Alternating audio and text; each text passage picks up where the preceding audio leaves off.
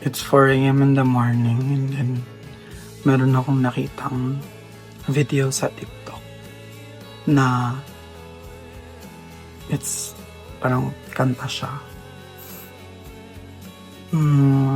Which I think ito yung paano ba?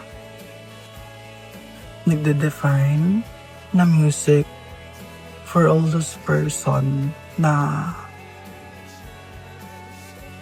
they can't be vulnerable kasi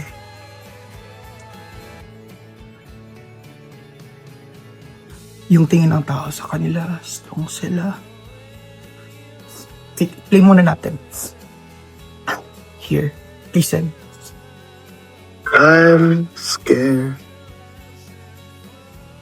and I don't know why I'm crying, and I'm scared of everything and everyone.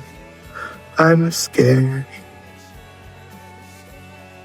of everything and everyone. I'm scared. Okay. Salamat sa trademark. Diba? Parang that, I don't know if saang line ng music yan or kinumpose niya lang. But that few lines shouts my emotions for a very long time.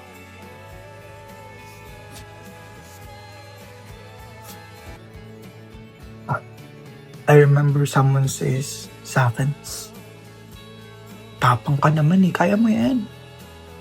Like,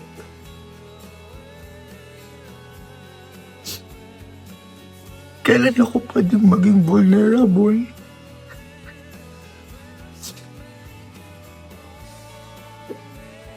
Diba? Kailan tayo pwedeng maging vulnerable? Kailan tayo pwedeng maging mahina? Kailan tayo pwedeng matakot? When we all know we only have ourselves. So that music, yung music na yun parang yun yung feelings ko right now or for the very long time. That was me. Natatakot din ako.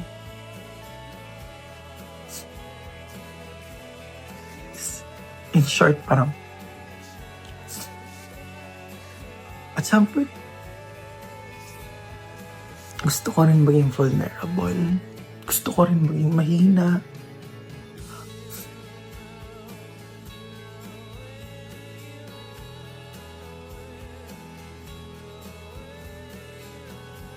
Kasi natatakot rin ako. Hindi naman laging matapang. Ba't ko ba kasi napanood yung video na yun? Basta,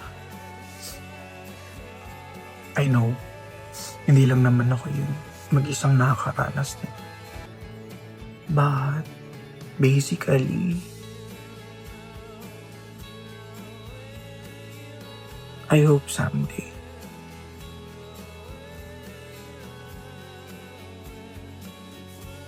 magkaroon tayo ng,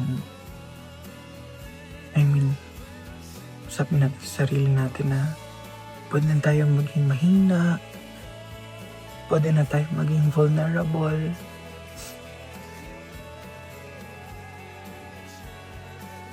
Kasi we don't carry ourselves anymore.